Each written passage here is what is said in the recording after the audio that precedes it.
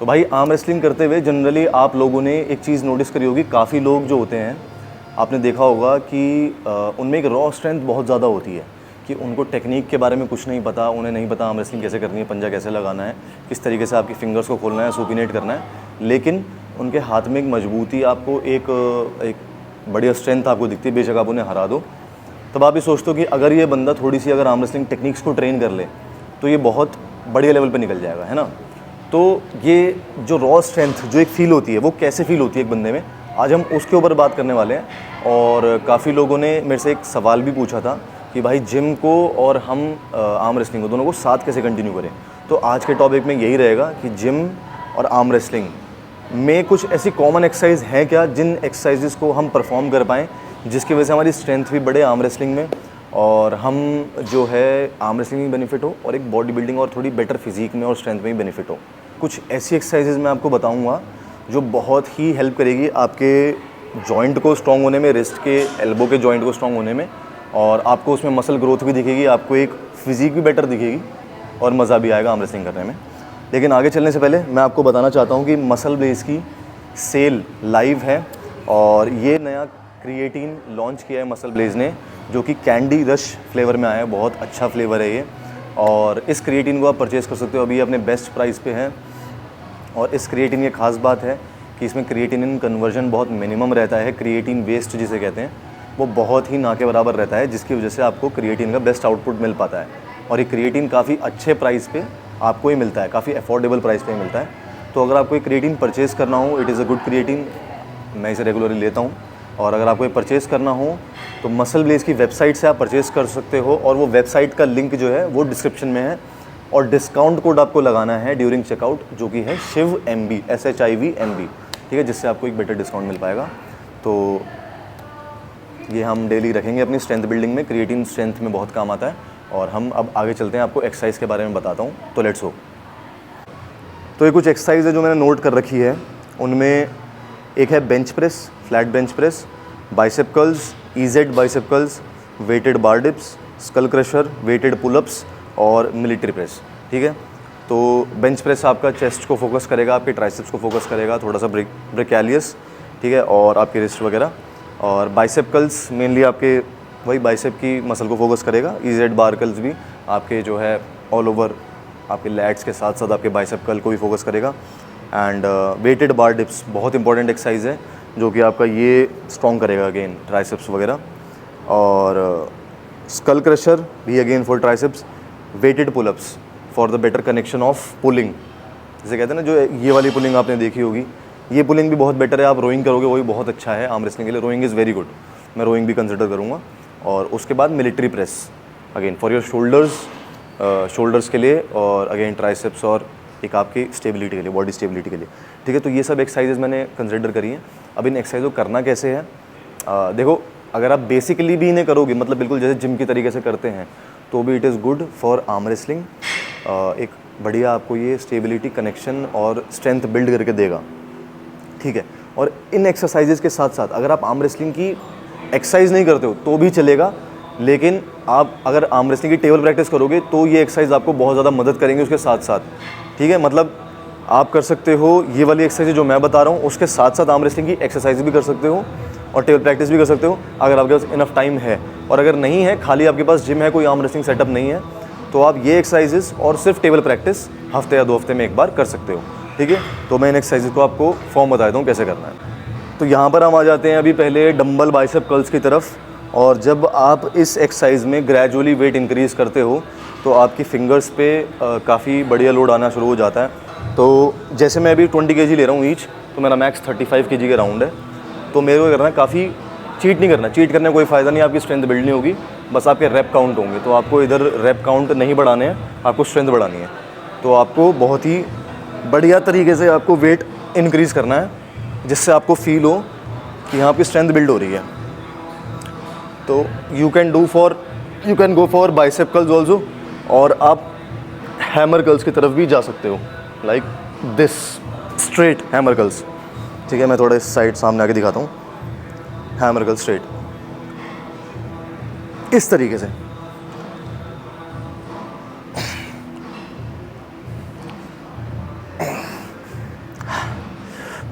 ठीक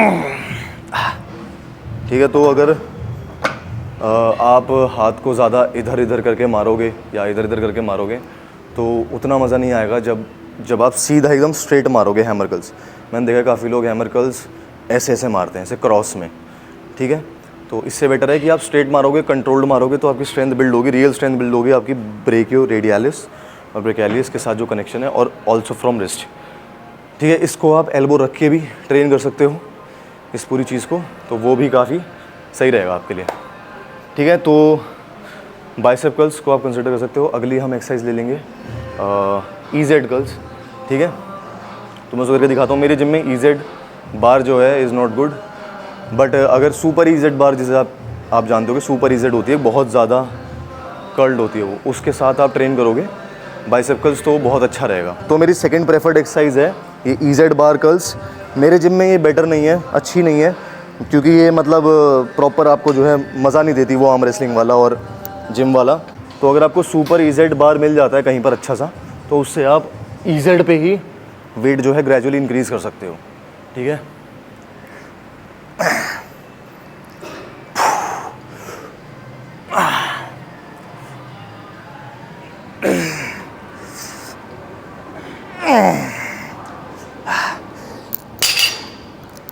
तो अगर आपके जिम में अच्छी EZ बार है तो आप इस एक्सरसाइज पे ग्रेजुअली वेट को इंक्रीज़ करो। बहुत बहुत ज़्यादा बेनिफिट देगी एक्सरसाइज। आपने बहुत सारे प्रो आर्म रेसलर्स को ये करते देखा होगा। तो इससे आपका बाइसेप भी अच्छा होगा, बाइसेप भी बड़ा होगा, स्ट्रेंथ भी अच्छी होगी, और उसके अलावा आपको जो है ऐसी पुलिंग में भी बहुत स्ट्रेंथ मिलेगी, ये पुलिंग में। ठीक है, तो ये हो गई हमारी दूसरी एक्सरसाइज। अब हम तीसरी एक्सरसाइज की तरफ आ जाते हैं, जो कि हमारी रहेगी बेंच प्रेस। तो बेंच की तरफ चलते हैं अब हम। बेंच प्रेस क्यों ज़रूरी है? बेंच प्रेस इसलिए ज़रूरी है क्योंकि वो आपका एक ट्राइसेप, आपके लैट्स, आपकी चेस्ट और आपके एल्बो जो है ना पूरा, उसके साथ एक कनेक्शन बिल्ड करता है बहुत बढ़िया, जो कि आर्म रेसलिंग में वाकई में काम आता है। क्योंकि काफ़ी लोग ये सोचते हैं कि ट्राइसेप का रोल नहीं है आर्म रेसलिंग में, लेकिन मैं आपको बताऊं कि जब आप साइड प्रेशर खेलते हो, हुकर्स मेनली, तो उनको जो है, उनका अगर ट्राइसेप स्ट्रॉन्ग होगा ना, तो उनको हुक खेलने में बहुत ज़्यादा बेनिफिट मिलेगा। क्योंकि आप ऐसे पुश नहीं करते, आप उसे पकड़ के होल्ड करके साइड ले जाते हो। तो जब साइड आप ले जाओगे ना, तो ये जो आपका जॉइंट है ना सारे, ये आपके स्ट्रॉन्ग होना चाहिए। क्योंकि जब आप अपना बॉडी वेट खींच रहे हो तो ये जो जॉइंट है ये उसके साथ साथ आपके जाएँ, आप पुश नहीं कर रहे, आप you are pulling like this, है ना। तो प्रेस की बात अलग है, प्रेस के लिए तो और ज़्यादा ट्राइसेप की रिक्वायरमेंट है, बट अभी हम बेंच दिखाते हैं। अब बेंच क्या है कि ये जो सारी एक्सरसाइज है ना, अगर आप इन्हें कंसिडर करोगे फॉर रेप्स कि मेरे को रेपिटेशन ज़्यादा मारना है या मेरे को वेट ज़्यादा मारना है, तो they won't work for you in arm wrestling. लेकिन इफ़ यू कंसिडर कि मेरे को एक्चुअल में वेट ग्रेजुअली इंक्रीज़ करना है बहुत ही बढ़िया फॉर्म में, तो आपको किस तरीके से मारना है मैं बताता हूँ। आपको जो है ग्रिप यहाँ पे वाइड नहीं लेनी है, नॉर्मल एक एवरेज ग्रिप लेनी है, बल्कि मैं तो प्रेफर करूँगा कि क्लोज ही लो थोड़ा सा, और शोल्डर्स के आसपास ही वाइड, एंड देन एक जनरल बेंच प्रेस अपना लैट्स, ट्राइसेप्स, रिस्ट और चेस्ट को कनेक्ट करके। ठीक है, नॉर्मल बेंच, बहुत ज़्यादा वाइड नहीं, बहुत ज़्यादा क्लोज नहीं, नॉर्मल एक बेंच प्रेस आपको लेनी है, और पूरा रेंज ऑफ मोशन करना है, पूरा डाउन, पूरा अप, पूरा डाउन, पूरा अप।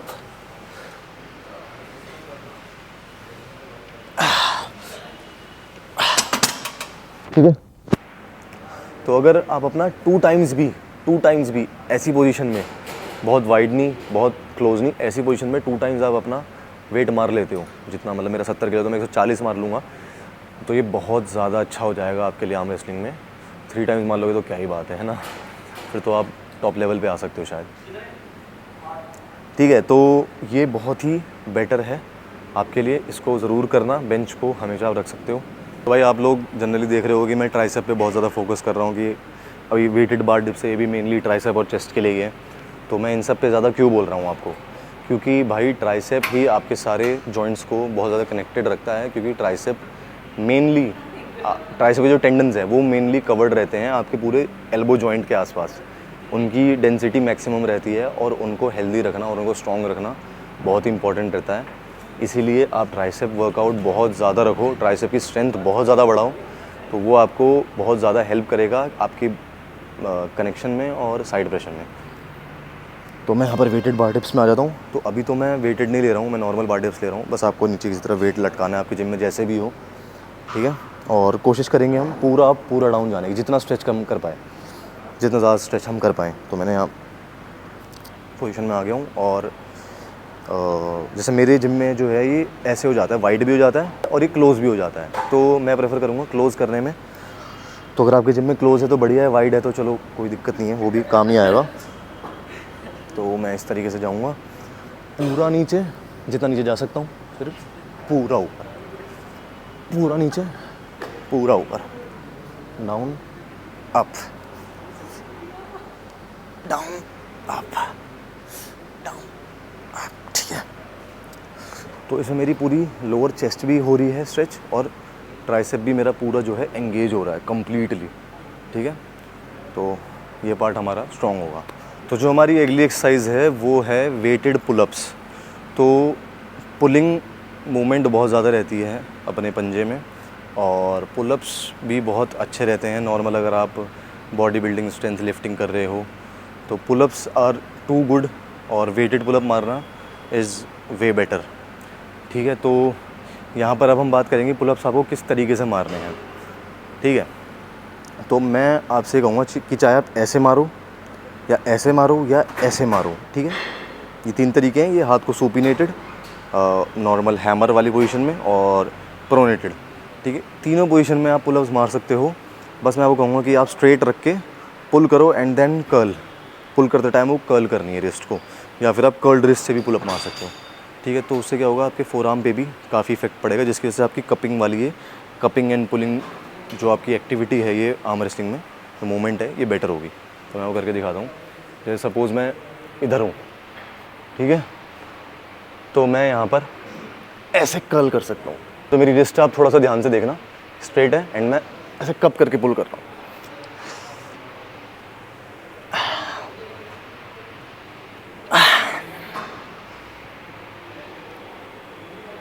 ठीक है। तो इस पर आप वेट इंक्रीज़ करो ग्रेजुअली, रिस्ट को कप करो ऐसे ऐसे, और इससे क्या होगा आपके लिए जिम में भी बेटर है, जिम में कर सकते हो आप, आपको जो है विदाउट आर्म रेसलिंग सेटअप भी आप इस चीज़ को ट्रेन कर सकते हो। और ओवर द टाइम आप सिंगल आर्म पुलअप ये सब चीज़ें जितनी स्ट्रेंथ बढ़ा पाओ इसमें, ठीक है। तो बहुत ज़्यादा आपको वेक्टर स्ट्रेन करने की बहुत ज़्यादा ज़रूरत नहीं है। सिंपल वेक्टर्स पे मैंने आपसे मेनली हर वीडियो में ये कहा है कि आपको वेट इंक्रीज़ करना है सिंपल एक्सरसाइजेज़ में। अगर आप बहुत सीधी सादी स्ट्रेट फॉरवर्ड एक्सरसाइजेज़ में बहुत ज़्यादा वेट अच्छा इंक्रीज़ कर लेते हो, ग्रेजुअली वेट इंक्रीज़ कर लेते हो, तो आपको कोई दिक्कत नहीं है। बस आपको आर्म रेसलिंग में वो उसे अप्लाई करना आना चाहिए, ठीक है। तो आपकी स्ट्रेंथ बहुत ज़्यादा बढ़ जाएगी। तो अब हम आ जाते हैं अपनी अगली एक्सरसाइज की तरफ, ठीक है। सो अब मैं आ गया हूँ स्कल क्रशर की तरफ।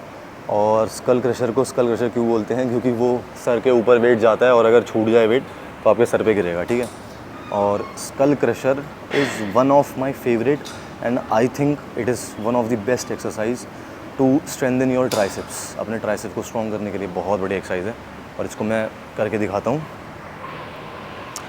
EZ बार जो जिगजैग वाली बार होती है उससे भी आप कर सकते हो और इससे भी कर सकते हो, नॉर्मल स्ट्रेट बार से, क्योंकि मेरे जिम में EZ इतनी अच्छी नहीं है तो मैं स्ट्रेट बार से आपको करके दिखा रहा हूँ बेंच प्रेस वाले एरिया में ही। तो आपको इसे वेट को लिफ्ट कर लेना है, वेट अपने अकॉर्डिंगली लगा लेना है और अंगूठा यहीं रखो, बेटर है। और आपको जो अपनी एल्बो है इसको ऐसे नहीं मारना, ठीक है, this is the wrong position. आपको एल्बो सीधी रखनी है यहाँ पर और जो वेट जो है वेट वो आना चाहिए पीछे, वो ऐसे वेट पीछे आना चाहिए। नेक्स्ट स्टेप और नीचे हो जाता हूँ, ठीक है। तो ये जो वेट है ये वेट आना चाहिए ऐसे पीछे, सर के ऊपर, नीचे, then up, slowly down, then up. तो ये जो सारी एक्सरसाइज है इन्हें जितना स्लो मारोगे ना उतना अच्छा है, उससे आपकी स्ट्रेंथ बिल्ड होगी, रियल स्ट्रेंथ।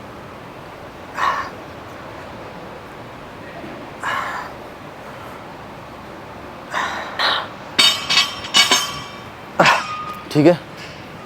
तो आई होप आपको समझ आया हो कि स्कल क्रशर मारनी कैसे है। तो weighted pullups, weighted bar dips, bicep curls, EZ bicep curls, bench press, ठीक है। और एक जो लास्ट एक्सरसाइज जिस पे हम आ जाते हैं वो है मिलिट्री प्रेस। तो मिलिट्री प्रेस भी आपके जॉइंट को, शोल्डर्स को बहुत हेल्दी रखती है, क्योंकि शोल्डर्स भी आर्म रेसलिंग में बहुत यूज़ होते हैं और काफ़ी लोगों के जॉइंट से पहले शोल्डर में इंजरी आ जाती है। तो शोल्डर के लिए हम मिलिट्री प्रेस पे आ जाएंगे। स्क्वाट वाला सेक्शन होता है, उसमें हम जो नॉर्मल शोल्डर्स के लिए जो प्रेस मारते हैं वही है मिलिट्री प्रेस। और इसमें मेन चीज़ क्या है, आपको फुल रेंज ऑफ मोशन लेना है, पूरा नीचे एंड पूरा ऊपर। कैसे मैं करके दिखाता हूँ। अपने यहाँ पर इसको ले लिया, ठीक है, बहुत ज़्यादा वाइड नहीं आपको पकड़ना, ताकि आपको कंट्रोल्ड फील हो, और पूरा ऊपर एंड देन यहाँ तक, चिन के नीचे तक, हाँ ऊपर, अप डाउन अप।